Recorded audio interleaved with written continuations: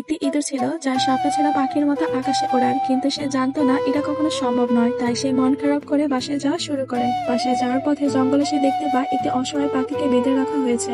সেটি দেখে ইঁদুরটির অনেক মন খারাপ হয়। ইঁদুরটি পাখিটিকে সাহায্য করে এবং তার দড়ি কেটে ফেলে। তখন পাখিটি আকাশে উড়াল দেওয়ার জন্য অনেক চেষ্টা করে, কিন্তু সে আকাশে উঠতে পারে না, কারণ তার ডানায় অনেক আঘাত পায়।